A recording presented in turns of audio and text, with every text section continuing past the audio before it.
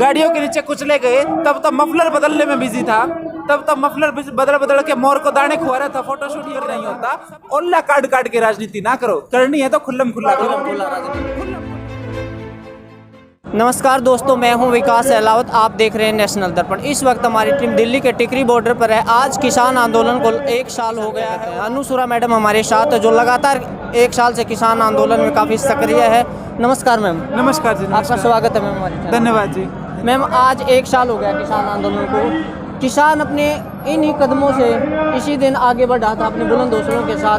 कितनी जीत मानते हैं अब तक आप किसानों की? देखो, जीत तो उसी दिन होगी थी जब हम लोग एकत्रित हो गए थे। किसान जब संगठित हो जाएगा तो जीत तो निश्चित देखो है ही है, क्योंकि देश की 70% आबादी किसान है। किसान के बिना तो गुजारा ही नहीं है। तो जीत तो उसी दिन होगी थी, बस मोहर लगनी बाकी थी और वो अभी भी बाकी है।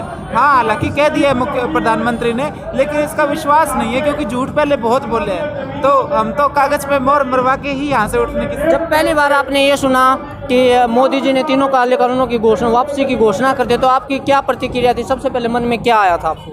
मन में तो यही आया था कि मतलब इतना जलील होके भी तो मान नहीं हो तो शांति से मान जाते। शांति तो देखो हमने बना के रखी, लेकिन टाइम से अगर मान जाते तो गरिमा बनी रहती। एक बहुत बड़ा पद होता है प्रधानमंत्री का, उसकी एक गरिमा होती है, लेकिन इन्होंने तो अपनी गरिमा खुद ही 1 साल में तार तार करी। और इनके मंत्रियों ने जो उलझुल बयान दिए, जिस तरह का मैं कहूँगी दमन करने की कोशिश हरियाणा में इन्होंने करी, महिलाओं के सिर फोड़ने का काम किया गया, कीले बिछाने का सड़कों पे काम किया गया, तो वो सब याद तो है, वो याद रहेगा।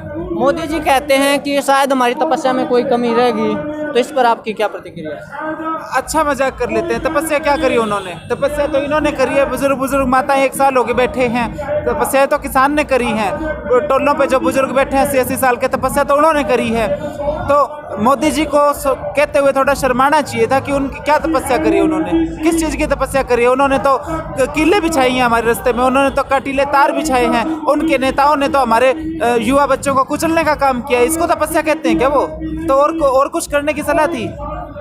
मैम, 1 साल के बाद सरकार ने कुछ मानी है किसानों की मोदी जी ने? इस दौरान किसानों के साथ बहुत कुछ जुड़ा है, तो लाठीचार्ज भी हुई है, पानी की बौछारें भी हुई हैं, सर्दी का मौसम भी गया है, गर्मी का भी गया है। तो सरकार का ये फैसला आप क्या मानते हैं? किस तरह से सरकार ने वापस लिया है इनको? क्या हो रहा है सरकार का? देखो, अभी तो उन्होंने सिर्फ बोला है, और मैं तो ये मानती हूँ अपनी गरज में बोला है। किसानों की परवाह होती तो टाइम से सुन लेते।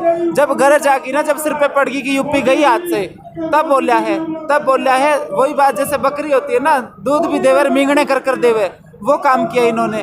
तो अगर आपको किसानों की परवाह थी तो शुरू में ही बात मान लेनी चाहिए थी, सुन लेनी चाहिए थी।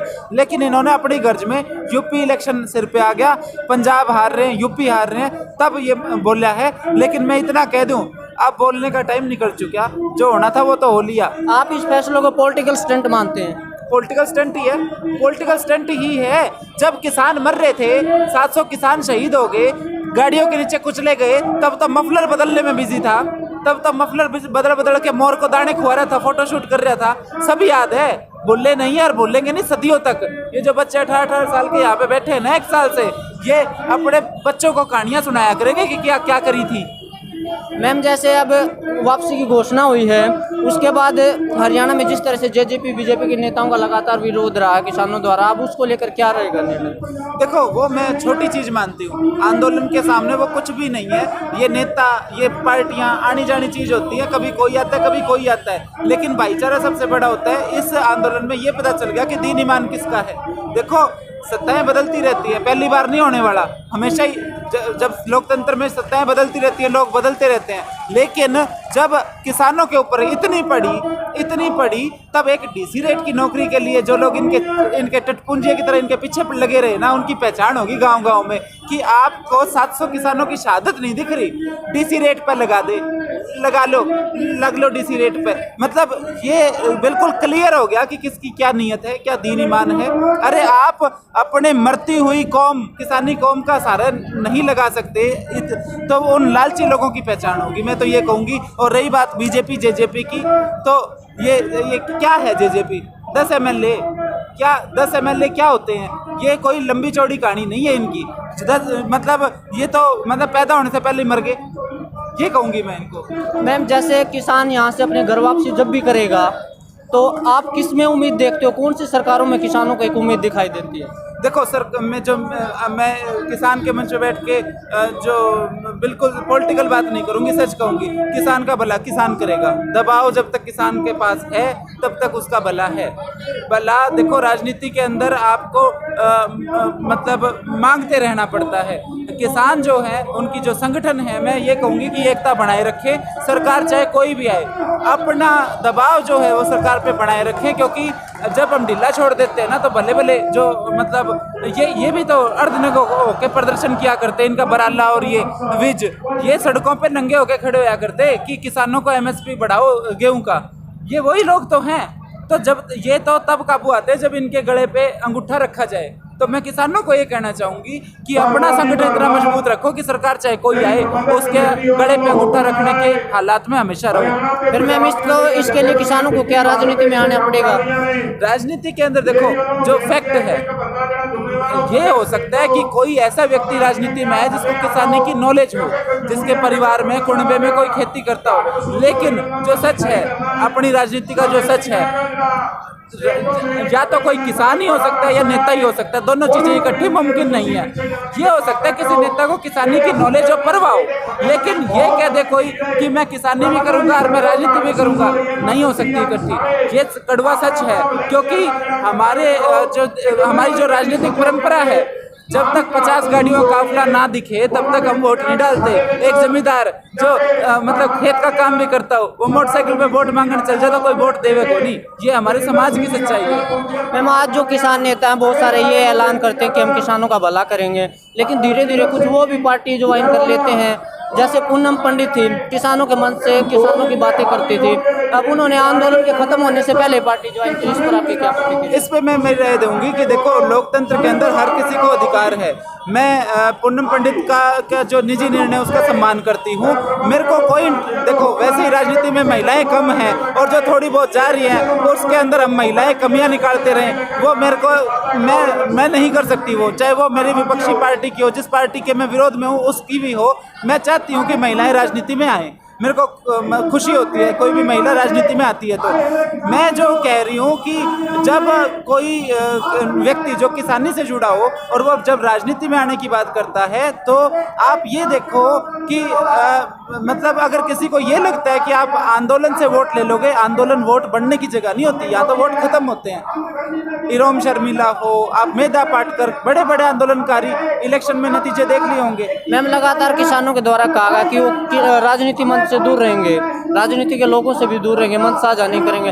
लेकिन अगर एक इंसान पार्टी से ज्वाइन करता है, उसकी विचारधारा तो पार्टी से भी जुड़ी हो सकती है। तो मैं वही तो कह रही हूँ, मेरे को ये समझ में नहीं आ रहा। इस आंदोलन में लगातार सुन रही हूँ राजनीति राजनीति राजनीति बुरी चीज है, क्राइम है। या तो ये स्पष्ट किया जाए तो फिर देश में लोकतंत्र क्यों है। लोकतंत्र का मतलब यही है कि राजनीति होगी, राजनीति गलत नहीं होनी चाहिए। मतलब अगर आपको अच्छी राजनीति से भी शिकायत है तो फिर आप वोट क्यों डालते हो। आप लोकतंत्र को, एक लोकतांत्रिक देश के अंदर राजनीति तो होगी। बात यह है कि आप अच्छी राजनीति करो या बुरी। अगर कोई किसान नेता राजनीति में आना चाहता है, उसका स्वागत है, कर मेहनत, भाई खुला खेल पड़ा है, कोई भी इलेक्शन लड़ सकता है, मैं उसको बुरा नहीं मानती। बात ये होती है कि आप लोगों की भावनाओं को यूज करके अगर राजनीति में आना चाहते हो, वो ठीक नहीं होता। ओल्ला काट के राजनीति ना करो, करनी है तो खुल्लम खुल्ला करो, खुल्लम खुल्ला करो।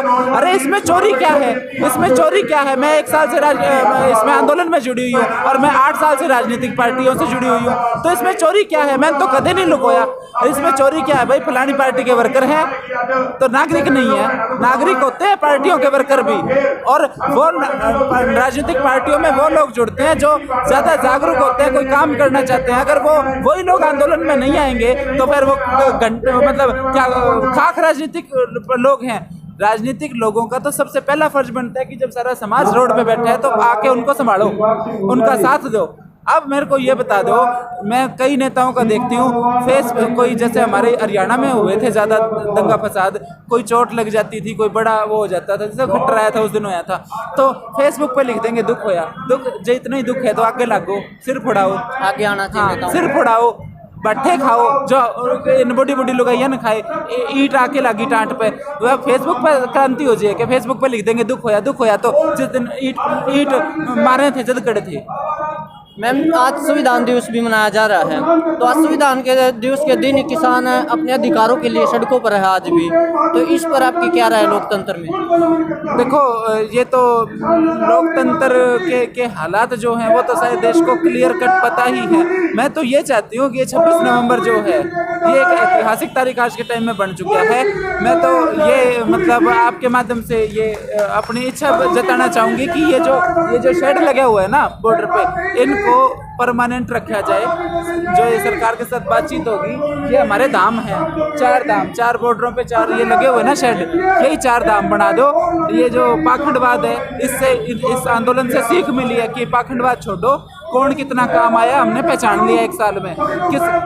किस ने चाय पिलाई और किस ने लंगर खिलाया, बहुत अच्छे से पहचान हो गई है। तो इनको बनाओ धाम, पाखंडों में पैसे बर्बाद ना करो। और यहाँ हर 26 नवंबर को मेला लगना चाहिए याद में, यही शहीद किसानों की स्मृति चिन्ह बने और यही मेले भरे जाएं हमारे, और बिना पाखंड के मेले, जिसमें हम अपने आसपास के पंजाब के, हरियाणा के, राजस्थान के, यूपी के किसान भाइयों से मेल जोल करें और पुरानी यादें ताजा करें। हरियाणा के मुख्यमंत्री खट्टर भी विधानसभा में कहते थे कानून तो वापसी नहीं होगी, लेकिन पीएम मोदी ने वापसी की घोषणा की, तो उन लोगों को क्या कहना चाहूंगे जो पहले ये कहते थे कानून वापसी नहीं होंगे? अब उनको मैं यही कहना चाहूंगी कि इसी तरह जनता का मनोरंजन करते रहो। तारे पल्ले तो किमी है को नहीं, नागपुर से सरकार चलती है, कठपुतली हो, तो ऐसे ही जनता का मनोरंजन करते रहो। विविध प्रकार के भाषण देके कदे तो कोई छठे छठम समाज रेत नुक लठ ठा लो, अरे के तो तम लठ ठा लोगे, मतलब किसानों के सामने लठ ठाने की बातें कर रहे हैं ये लोग। इनको शर्म तो इन्होंने बेच के खा रखी है। अब मतलब शुरू में दुख होता था, अब हमने इनको सीरियसली लेना बंद कर दिया। ये जो हरियाणा के हैं ना, ये 5-7 एक, हम इनको कहते हैं ऐसे ही जनता का मनोरंजन करते रहो। ये एक चाचा भतीजा बन रहे, नई जोड़ी, ये खट्टर और दुष्यंत, ये ऐसे ही जनता का मनोरंजन ये चाचा भतीजा करते रहे। अभिनेत्री कंगना रनौत कहती है कि आज़ादी हमें 2014 में मिली है, तो उनके इस स्टेटमेंट को आप किस तरह देखते हैं? उनको तो मैं यही कहूँगी कि थोड़ी लिया कर जो भी चीज़ लेती है ज़्यादा नुकसान करती है, बंदा बहक जाता है। तो वो बेचारी मतलब वो मानसिक बीमार है, मैं किसी की बीमारी का मजाक नहीं उड़ाना चाहिए। मैं प्रार्थना करूँगी भगवान से कि उनको जल्द स्वस्थ करे, ताकि वो नॉर्मल स्थिति में आए और अच्छा जीवन जिए। जी मैम, आपका बहुत बहुत धन्यवाद। बहुत बहुत धन्यवाद।